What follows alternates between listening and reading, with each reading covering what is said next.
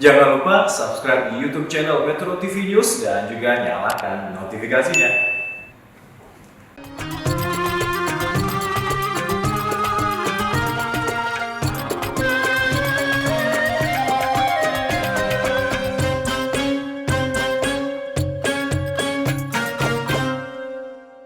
أعوذ بالله من الشيطان الرجيم بسم الله الرحمن الرحيم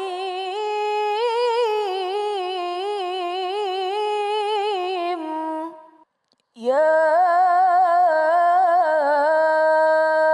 أيها الذين آمنوا كتب عليكم الصيام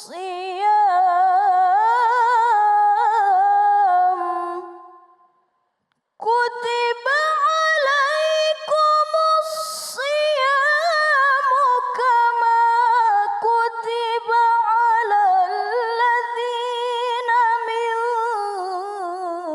قبلكم لعلكم تتقون كتب عليكم الصيام كما كتب على الذين من قبلكم لعلكم تتقون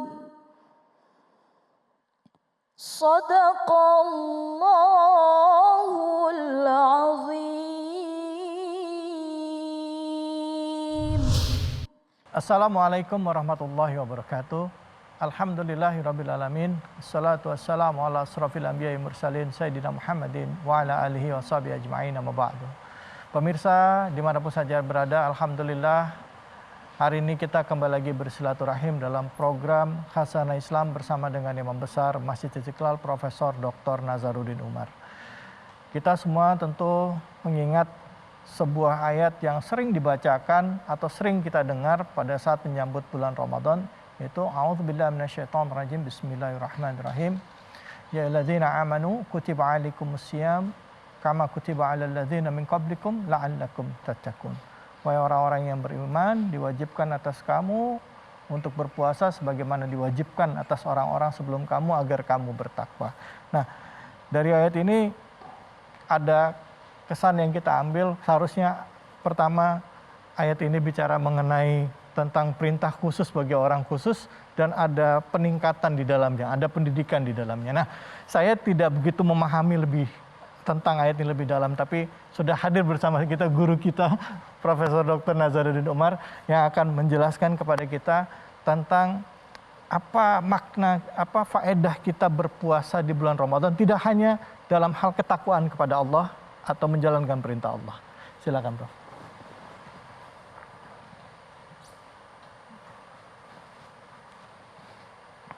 Bismillahirrahmanirrahim. Assalamualaikum warahmatullahi wabarakatuh. Waalaikumsalam. Alhamdulillah wa syukurillah wa salatu wassalamu ala rasulillah Sayyidina Muhammadin sallallahu alaihi wasallam, amma ba'd. Para pemirsa dimanapun juga berada yang dimuliakan, dicintai, diberkahi Allah subhanahu wa ta'ala.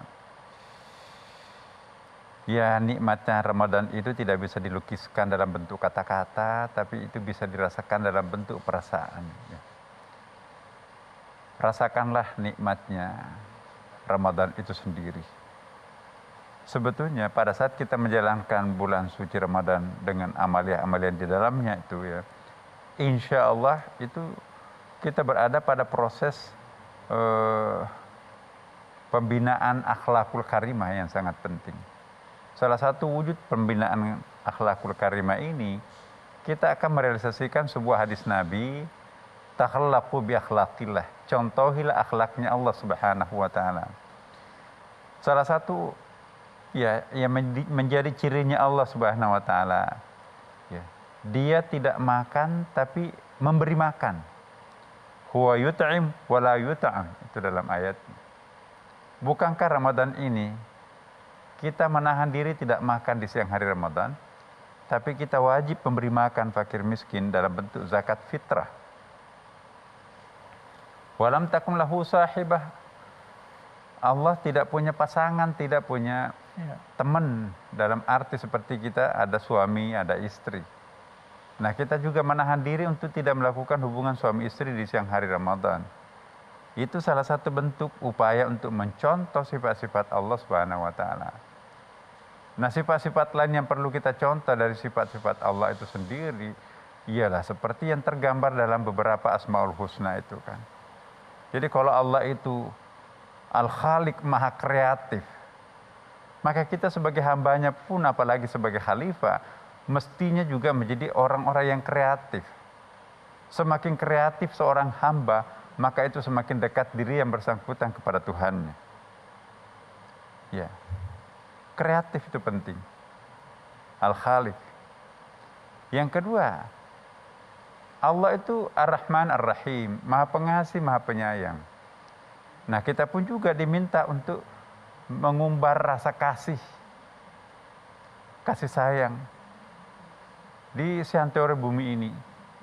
Kenapa? Karena ya itulah Islam sebetulnya. Saya pernah menyampaikan sebuah hadis Nabi ya di tempat ini juga, bahwa kalau Quran itu dipadatkan, pemadatannya adalah surah Al-Fatihah. Al-Fatihah itu kalau dipadatkan itu ayat pertamanya Bismillahirrahmanirrahim. Di situ ada Ummus Sifah. Ummus Sifah itu induknya, sifat induknya asma di situ kan. Induknya nama-nama Allah yaitu Ar-Rahman Ar-Rahim. Ar-Rahman Rahim ini kan berasal dari satu akar kata yang sama, rahimah. Artinya apa rahimah itu? Cinta. Jadi bayangkan kalau 6.666 ayat, 114 surah, 30 juz, kita padatkan menjadi satu kata, maka kata itu adalah cinta.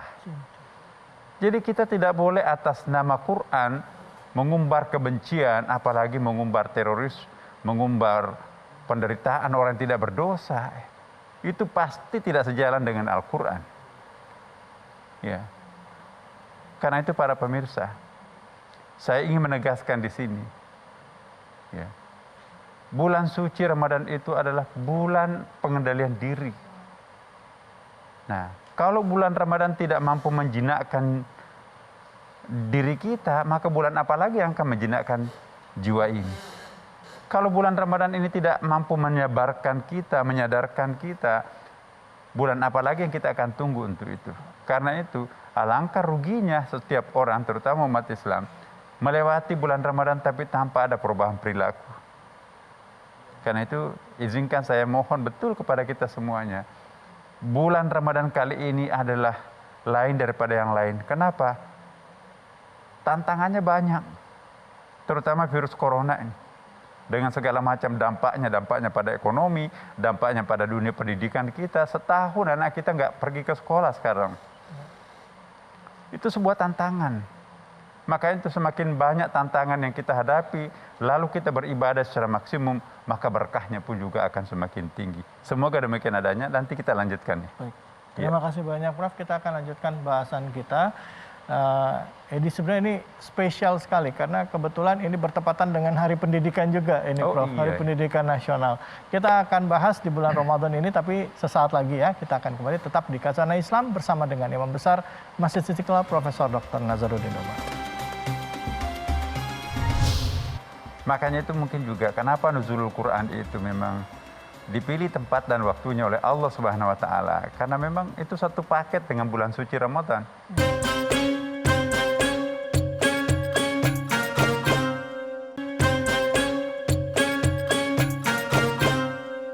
Ya, alhamdulillah kita kembali lagi di Khazanah Islam bersama dengan Imam Besar Masjid Istiqlal. Bicara mengenai pendidikan, umat Islam mewajibkan bagi seluruh hambanya, Allah Subhanahu wa taala mewajibkan hambanya untuk mendekatkan diri dengan Al-Qur'an, karena Al-Qur'an itu adalah hudal linnas. Bahkan salah satu keistimewaan bulan Ramadan itu adalah bulan turunnya Al-Qur'an. Itu bahkan salah satu perintahnya adalah Iqra bismi rabbikal ladzi khalaq. Mungkin Prof bisa dijelaskan lebih lanjut Prof soal ini Prof. Iya, pendidikan akhlakul karimah itu dalam bulan suci Ramadan. Jadi karakter yang kita order di dalam anak-anak kita, masyarakat didik kita, yang terbaik itu memang ketika kita dalam keadaan sedang berpuasa. Ya. Mendidik orang yang sedang lapar itu lebih mudah daripada mendidik orang-orang yang kekenyangan itu bawaannya ngantuk gitu Iya. kan. Tapi kalau orang sedang puasa enak itu mendidik anak. Makanya itu mungkin juga kenapa nuzulul Quran itu memang dipilih tempat dan waktunya oleh Allah Subhanahu wa taala, karena memang itu satu paket dengan bulan suci Ramadan. Ya. Setiap kali kita memperingati setiap kali kita merayakan Ramadan dengan segala macam keutamaan-keutamaan di dalamnya, maka satu di antaranya yang kita peringati di situ nuzulul Quran. Turunnya Al-Quran itu, apa itu Quran? Sebuah kitab suci yang diawali dengan Iqra bismi rabbik. Ini juga menarik ini. Mungkin nanti kita akan bahas secara khusus apa itu nuzulul Quran, tetapi poin yang sangat penting dari peristiwa itu adalah turunnya sebuah statement, kalimat perintah, kalimat instruction, Iqra, bacalah. Ironisnya, tidak ada maf'ulnya. Biasanya kan kalau ada fi'il amar itu ada maf'ul. Ya. Nah ini nggak ada maf'ulnya. Nah kalau tidak ada maf'ulnya dalam suatu fi'il amar itu biasanya yufidul am. Artinya umum, apapun bisa dibaca. Iqra bismi rabbik, bacalah dengan menyebut nama Tuhanmu. Ya, luar biasa itu. Di dalam gelapnya gua, seorang yang dikatakan buta huruf, nggak ada lampu di tempat itu, nggak bawa kertas apalagi.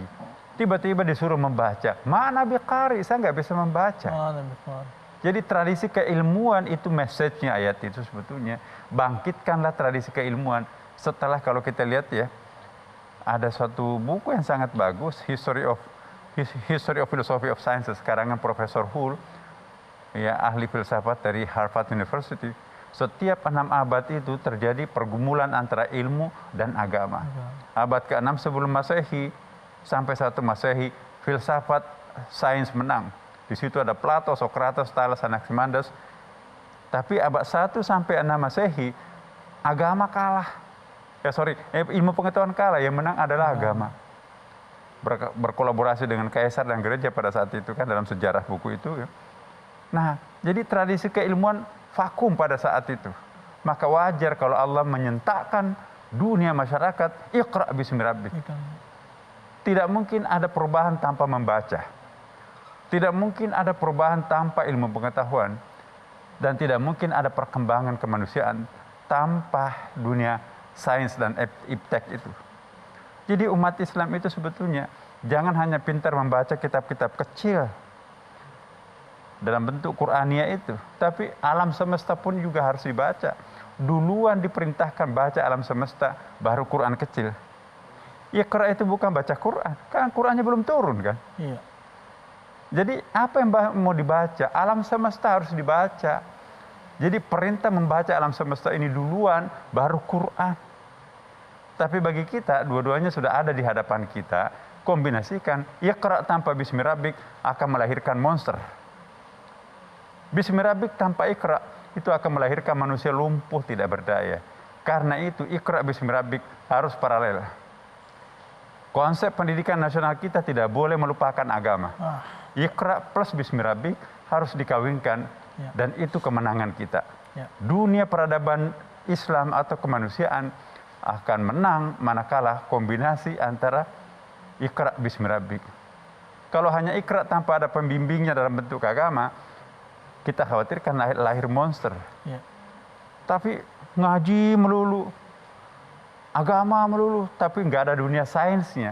Peradaban, kebudayaan tidak maju. Menjadi khalifah tidak sempurna. Karena itu kita ditantang sempurnalah menjadi khalifah, tapi juga sempurnalah menjadi seorang abid.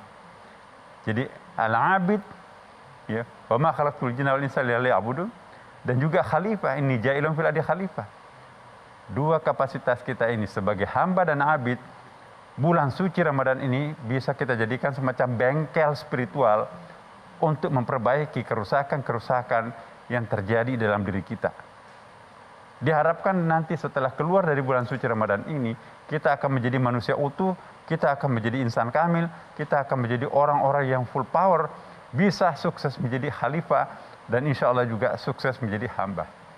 Karena itu para pemirsa, ambillah hikmah bulan suci Ramadan ini. Takarannya, ukurannya ialah kalau suasana kebatinan kita sebagai hamba tidak meningkat, kreativitas kita juga sebagai khalifah tidak meningkat, maka Ramadan itu tidak banyak artinya buat kita.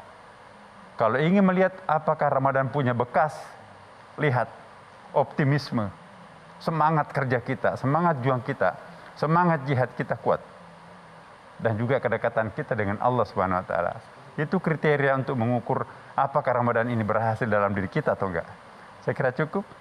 Assalamualaikum warahmatullahi wabarakatuh. Waalaikumsalam warahmatullahi wabarakatuh. Silakan Prof, boleh duduk. Terima kasih banyak Prof. Jadi kalau kita melaksanakan saum Ramadan ini dengan kesungguhan, semangat kita justru malah semakin meningkat ya. Salah satu indikatornya itu ya Prof ya. Gitu. Prof, kadangkala ada yang mengatakan begini Prof, secara pribadi kami agak sulit kalau misalnya ibadahnya itu masih tercampur dengan pekerjaan. Ada orang yang memutuskan untuk selama bulan Ramadan dia mau off dulu bekerja, dia hanya fokus di bulan Ramadan. Itu salah nggak Prof? Iya, tergantung subjektivitasnya orang itu ya. Kalau memang niatnya seperti itu dan dia sudah saving untuk persiapan Ramadannya, nggak masalah. Yang jadi masalah kalau nggak ada savingnya tapi akan melakukan hal seperti itu juga nggak bisa. Ibadah itu kan bukan hanya sholat, bukan hanya puasa. Niat untuk mencarikan nafkah keluarga kita, anak-anak kita itu ibadah loh. Ibadahnya juga wajib loh. Jadi jangan-jangan sholat tarawih itu sunat, pergi ke masjid itu sunat, tapi menelantarkan keluarga yang wajib, itu juga masalah. Beragama yang baik mendahulukan wajib, kemudian sunat. Jangan mendahulukan sunat baru yang wajib. Jadi ibadah itu bukan hanya sholat, puasa, zikir, baca Quran, tapi memberi nafkah kepada keluarga, memberikan kemakmuran kepada dunia masyarakat kita sekitar, itu luar biasa. Bahkan itu bisa berfungsi sebagai amal jariah untuk kita kan. Jadi jangan mempertentangkanlah urusan dunia dan akhirat. Jembatan menuju akhirat adalah dunia. Tanpa dunia yang baik, bagaimana bisa kita meniti menuju akhirat yang baik? Masya Allah. Baik, terima kasih banyak Prof. Prof, kira-kira apa yang bisa kita simpulkan Prof di tema kita kali ini Prof? Ya, pertama, mari ya bulan suci Ramadan ini kita mengambil pelajaran, kontemplasi kita lebih dalam. Ya, apakah aku sudah termasuk muttaqin? Ya, lalakum tatakun kan ayatnya. Yang kedua, apakah keluargaku juga sudah sanggup untuk mencicipi nikmat dan berkahnya Ramadan? Kalau hanya kita sendiri, keluarga kita enggak, berarti tidak banyak artinya. Apakah kita bisa menjadi keluarga Ramadan? The family of Ramadan ini sangat penting. Jadi anak-anak kita pun juga menuntut, memohon, makan sahur berjamaah, ya kan, nikmat sekali. Buka puasa berjamaah, puasa berjamaah, kerja bakti berjamaah, Masya Allah. Itu madrasah yang paling istimewa adalah bulan suci Ramadan. Ya. Baik, terima kasih banyak Prof. Jadi intinya ada di kepala keluarga atau orang tua ini untuk memberikan madrasah terbaik bagi anak-anaknya. Dan untuk diri masing-masing, suami, ya jadikan rumah tangga ini jadi rumah tangga Ramadan seperti disampaikan oleh Profesor tadi. Jangan meninggalkan kewajiban kita. Ya, yang utama kita itu adalah yang wajib mencari nafkah untuk keluarga dan istri kita yang halal. Itu adalah ibadah juga kepada Allah yang diperuntukkan untuk tanggung jawab kita sebagai suami untuk menafkahi keluarga kita. Tidak aja nafkah berupa makanan, tapi juga ilmu pengetahuan juga harus kita bimbing. Mudah-mudahan apa yang disampaikan oleh Profesor bermanfaat bagi kita pada kesempatan kali ini, dan nanti kita juga akan mendengarkan tausiah dari Kiai Haji Khalil Nafis sesuai dengan tema kita ini. Dan di bulan Ramadan ini juga jangan lupa ya pemirsa, harus mengisinya dengan kebaikan yang banyak, dan salah satunya adalah menyiapkan makanan buka dan sahur dengan yang halal dan thayyib. Nah, Luwak Hitam Baru ini bisa menjadi pilihan yang tepat, yang halal dan thayyib. Alhamdulillah, Luwak Hitam Baru tidak kemanisan, mantap. Bungkusnya jangan dibuang ya pemirsa, karena Anda berkesempatan mendapatkan hadiah umroh gratis dan emas. Terima kasih atas kebersamaan Anda, Profesor. Terima kasih. Sesaat lagi kita akan kembali lagi tetap di sini di Khazanah Islam bersama dengan Imam Besar Masjid Istiqlal Profesor Dr. Nazaruddin Umar. Makasih bro. Oleh karena itu berpuasa itu memang spesifik kepada Allah, tapi kembalinya juga kepada manusia. Di antaranya adalah mendidik manusia menjadi manusia yang seutuhnya dengan karakter.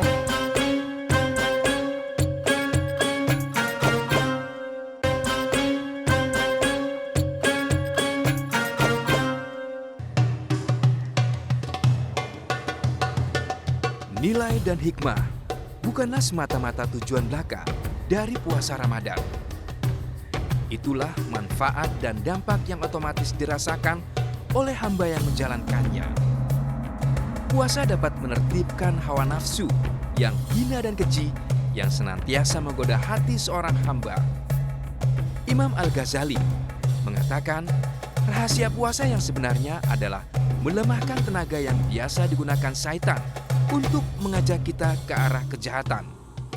Dan tujuan puasa adalah menaklukkan hawa nafsu yang meningkatkan kemauan untuk beramal saleh.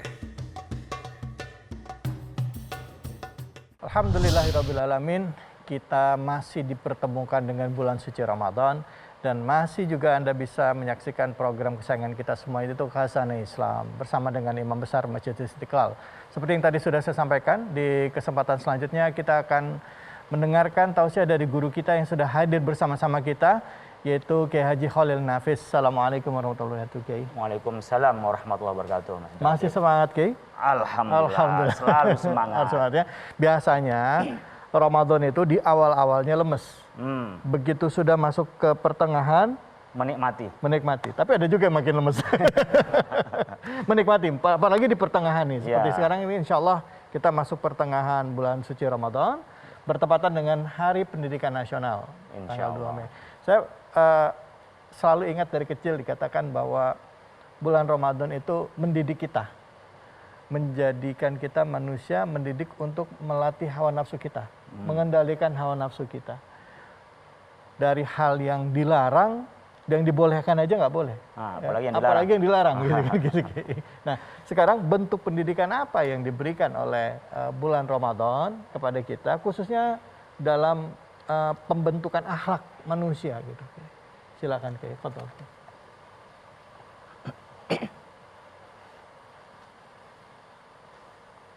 Assalamualaikum warahmatullahi wabarakatuh. Alhamdulillahilladzi 'allama bil qalam 'allamal insana ma lam ya'lam. Wassalatu wassalamu ala Rasulillah wa ala alihi wa ashabihi wa mawalah, la haula wa la quwata illa billah. Subhanaka la ilma lana illa ma 'allamtana innaka antal alimul hakim. Bapak Ibu sekalian, selamat menunaikan ibadah puasa. Saat berpuasa kita juga mengingat bagaimana Hari Pendidikan Nasional kita. Ternyata puasa itu adalah madrasatun insaniyatun. Adalah balai latihan kemanusiaan untuk mengembalikan manusia pada fitrahnya. Mungkin saja pada 11 bulan yang lalu hati nurani kita terbelenggu oleh dosa-dosa. Mungkin juga hati kita tertutupi oleh debu-debu ambisi kita sehingga kita hilang dari kefitrahan kita, bahkan hilang dari kemanusiaan kita. Allah mengajarkan ada 1 bulan dari 12 bulan itu untuk kita melatih dan mengembalikan kepada kefitrahan kita. Oleh karena itu berpuasa itu memang spesifik kepada Allah, tapi kembalinya juga kepada manusia. Di antaranya adalah mendidik manusia menjadi manusia yang seutuhnya dengan karakter yang akan ditanamkan oleh Allah Subhanahu wa taala. Yang pertama adalah karakter tauhid, yang itu adalah kejujuran. Rasulullah Shallallahu Alaihi Wasallam sebelum sifat-sifat yang lain, yang pertama adalah al-amin karena jujurnya. Bahkan Nabi Ibrahim dengan putra-putranya jadi nabi, Nabi Ismail disanjung menjadi nabi dan rasul bukan karena cerdas, bukan karena profesor, bukan pendidikan tertentu, tetapi pertama adalah karena jujur dan memenuhi janjinya. Wadhkur fil kitab Ismail innahu kana shadiqal wa'di wa kana rasulan nabiyya. Sebutkan Nabi Ibrahim itu dari ciri-ciri dia menjadi nabi dan rasul, shadiqal wa'di, orang yang menepati janji, orang yang amanah, orang yang punya karakter jujur. Itulah yang ditanamkan pada saat kita puasa. Saat kita puasa mungkin saja kita ini mau bohong pada orang lain, bisa. Mengatakan saya puasa padahal saya baru minum, bisa, apalagi pakai masker begini, nggak ketahuan bibir kita kering atau tidak. Mudah sekali kita bohong. Mungkin juga kita bisa buka bersama meskipun tidak puasa bersama, bisa terjadi. Begitu juga mungkin anak kecil dulu atau kita dulu masih kecil ikut sahur, tiba-tiba jam 10, jam 11 haus, dia minum tanpa ketahuan bapak ibunya, kemudian dia pura-pura berpuasa. Atau kita di depan keluarga kita pura-pura berpuasa tapi di luar kita tidak berpuasa. Tapi kita tahu harus jujur karena Allah Maha tahu. Allah Maha tahu pada kita kalau kita memang bohong, kalau kita memang tidak berpuasa. Oleh karena itu keintiman orang berpuasa Allah yang tahu, dan kejujuran kita dilatih di sini. Anda boleh saja bohong kepada orang, tapi Allah Maha tahu. Bisa saja Anda ini juga tidak diketahui oleh orang, tapi Allah yang Maha tahu. Karakter pertama adalah jujur sebagai dasar pendidikan bangsa ini. Kalau bangsa kita diajari dengan jujur, maka korupsi tidak ada lagi di sini. Kalau kita diajari dengan kejujuran, maka tidak ada orang yang nakal, yang memanipulasi. Kalau diajari dengan karakter jujur, bangsa ini akan maju. Karena sifat manusia yang paling utama adalah kejujuran itu. Yang kedua yang bisa kita ambil dari pendidikan di dalam puasa ini adalah bagaimana kita menciptakan hidup ini yang sederhana. Hidup ini yang sejujurnya. Hidup ini yang tidak terpengaruh oleh hedonisme. Bahkan kita mampu hidup ini apa adanya, bukan karena ada apa-apanya. Ketika kita berpuasa, maka kita mampu meninggalkan sesuatu yang halal bagi kita, tapi karena Allah Subhanahu wa taala kita tinggalkan. Bahkan bagi pemuda, puasa menjadi terapi. Saat anak muda itu usia balik, di dalam Islam itu boleh saja kita menikah, tapi yang maslahah Indonesia menggariskan usia menikah bagi perempuan 19 tahun, bagi laki-laki 21 tahun, karena dianggap ini sudah mampu. Mungkin saja syahwatnya besar, juga ingin menikah dari umur 15 tahun, 16 tahun, 17 tahun, 18 tahun, tapi dia belum siap. Apa? Terapinya adalah puasa. Man istata'a minkumul ba'a falyatazir fa illam yastati' fa 'alaihi bis-shaum fa innahu lahu wijaun. Kalau sudah mampu, Anda silahkan menikah. Tapi andaikan Anda sudah belum mampu, Anda ingin menikah, tapi tidak ada kekuatan, apa? Terapinya adalah puasa. Karena berpuasa bisa mengendalikan diri kita. Maka kita bisa menjadi sederhana hidup ini, tidak terpengaruh oleh hedonisme. Kita bisa meninggalkan materi yang ada di depan kita hanya karena Allah Subhanahu wa taala. Pendidikan yang ketiga adalah kesabaran as-sabur, sifat Allah Subhanahu wa taala. Sebatas kemampuan manusia, bukan manusia sama dengan Allah. Tapi kita meniru sifat Allah sebatas kemampuan kita. Sebagaimana Nabi Muhammad Raufur Rahim, tidak pada tingkatan Allah, tapi tingkatan kita menjadi pengasih penyayang, tingkatan sabar pada manusia. Bagaimana tidak? Dari tulu'il fajr bagi anak-anak muda kita sampai maghrib mungkin dia haus-haus, mungkin dia lapar-lapar. Bahkan mungkin awal-awal puasa masih kaget, kita terasa lemas.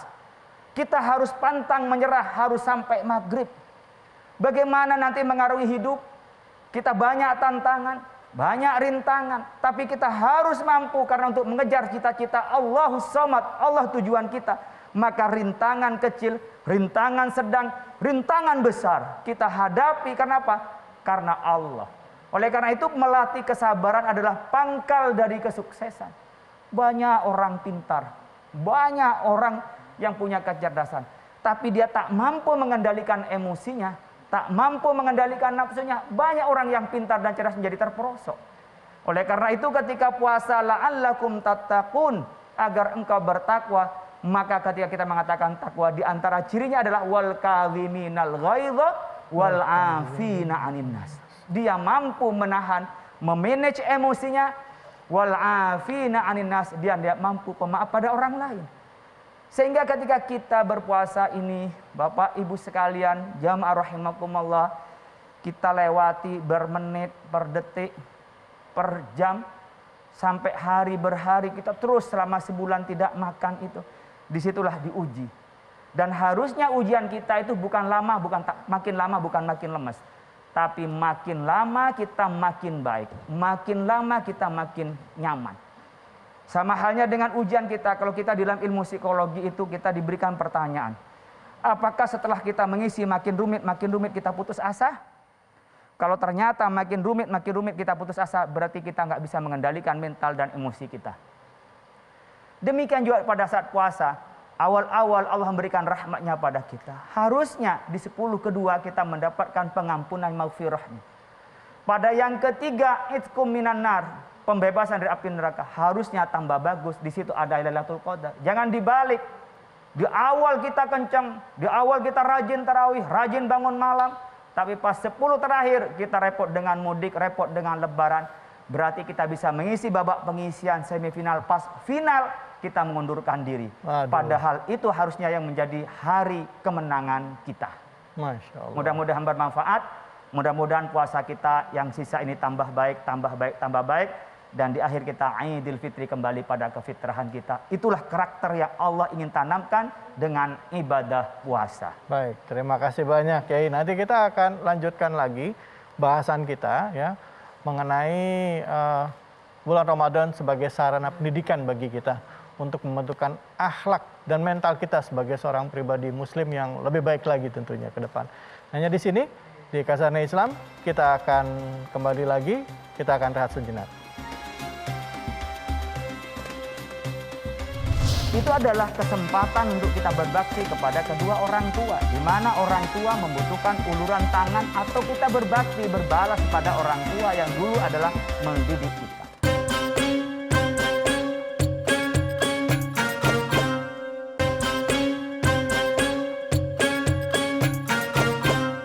Tadi di segmen sebelumnya, pemirsa, Kiai Haji Khalil Nafis telah menyampaikan kepada kita ya bahwa nilai-nilai apa saja yang coba ditanamkan kepada kita melalui berpuasa. Nah, Kiai tadi kan baru secara personal orangnya ini begini. Nah, sekarang dampak dari itu, dampak apa yang dirasakan oleh masyarakat dengan keadaan seperti sekarang ini? Kalau kita merujuk kepada akhlak yang coba ditanamkan tadi, bagaimana akhlak kita, nilai-nilai apa yang harus kita coba tanamkan dan mungkin kita sebar ya dengan nilai puasa ini dalam nilai kekeluargaan dan kebersamaan. Silakan ya. Betul, Mas David, kita ini diberi oleh Allah Subhanahu wa taala di Indonesia dengan bonus demografi. Ya. 271 juta penduduk Indonesia, ternyata mayoritas di kita hampir 70% itu adalah generasi muda, kita sebut dengan generasi sandwich. Produk. Generasi sandwich berbeda dengan orang-orang yang tak peduli dengan orang tua. Betul.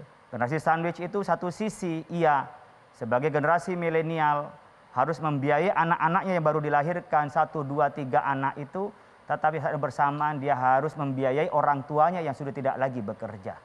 Mungkin di daerah sana, di tempat negara sana, orang yang sudah tua itu menyiapkan dirinya sendiri, dia masih masuk panti jompo dan anak nggak mau tahu.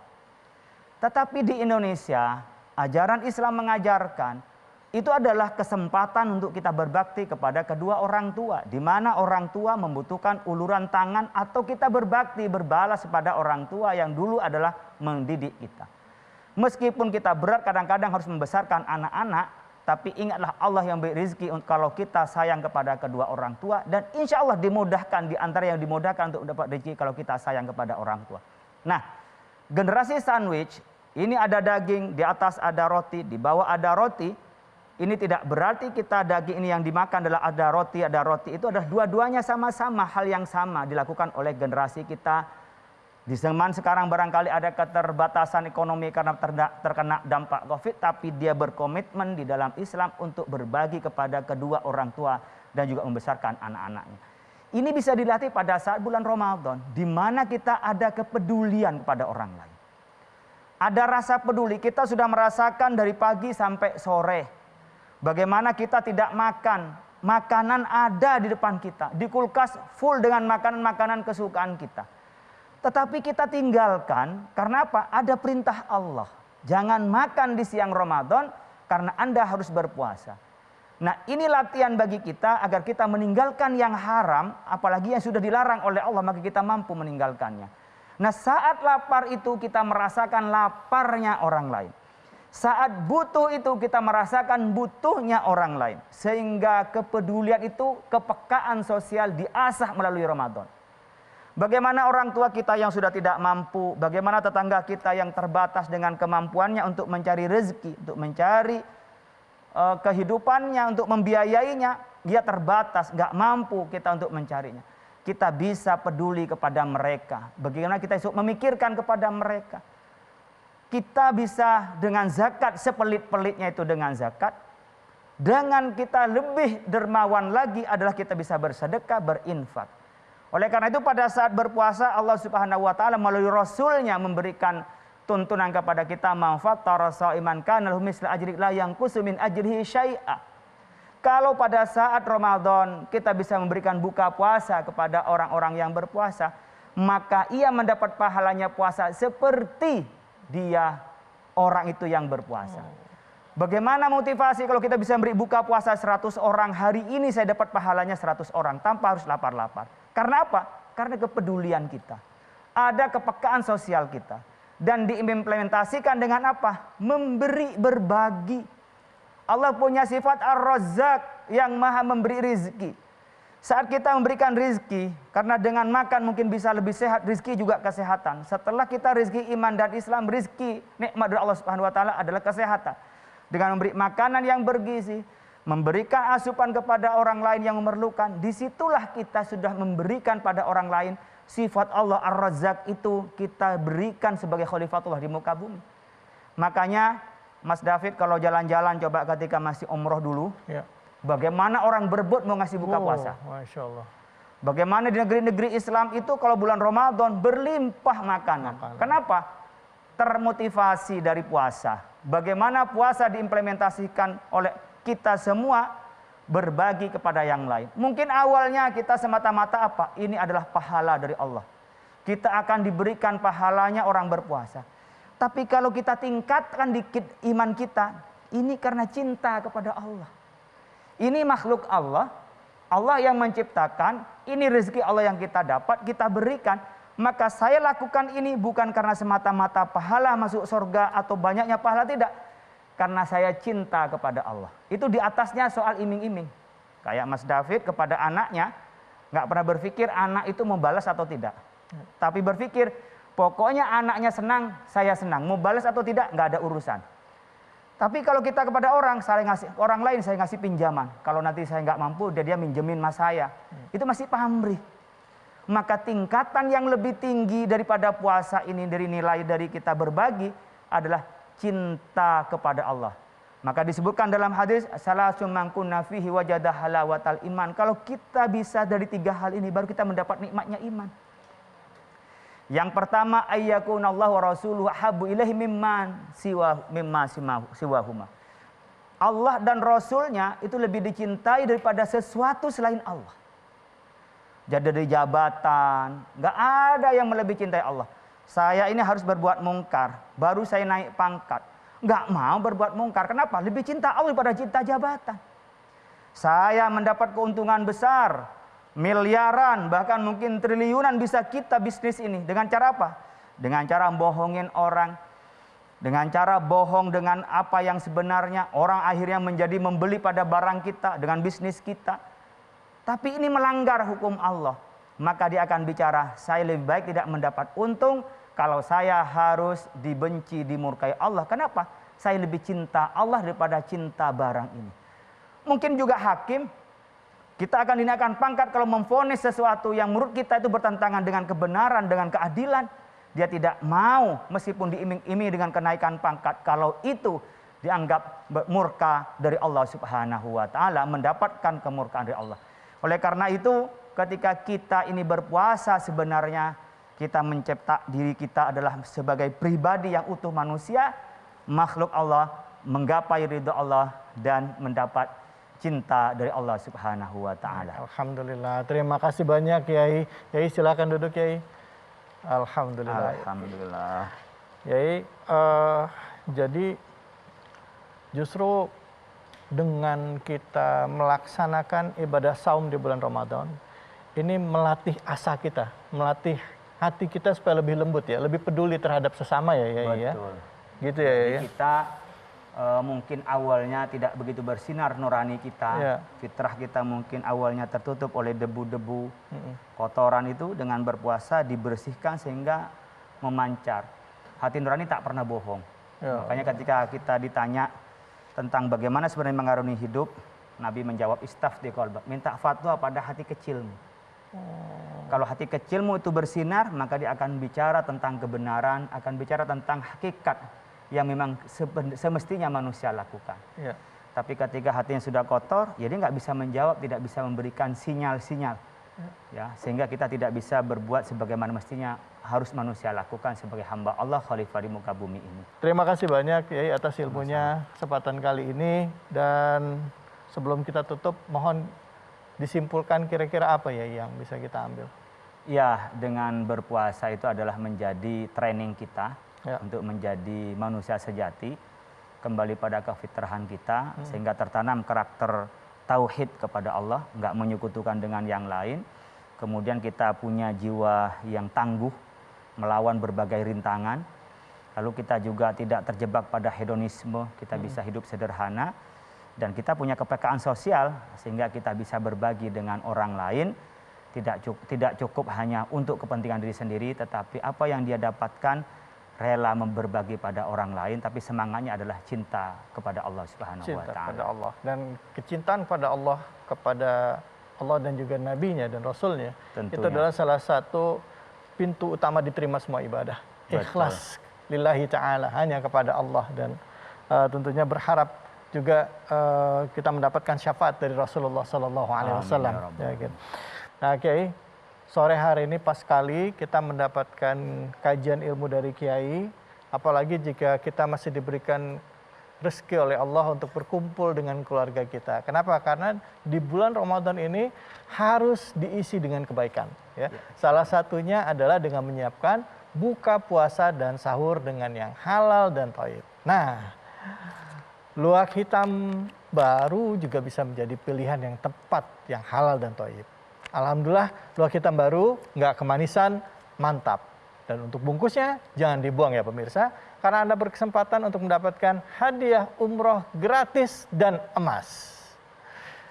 Jadi terima kasih banyak atas ilmunya hari ini. Terima kasih banyak pemirsa atas kesempatan yang telah diberikan pada kita semua ya. Pada hari ini di bulan suci Ramadan, Anda sudah menyaksikan kami dan juga sudah mendapatkan ilmu yang bermanfaat. Dan juga tidak hanya itu, kita juga masih diberikan nikmat oleh Allah untuk menikmati bulan suci Ramadan. Saya David Halik dan juga Kiai Khalil Nafis. Terima kasih banyak Kiai. Terima kasih atas kebersamaan Anda. Wabillahi taufiq wal hidayah. Assalamualaikum warahmatullahi wabarakatuh. Waalaikumsalam warahmatullahi wabarakatuh.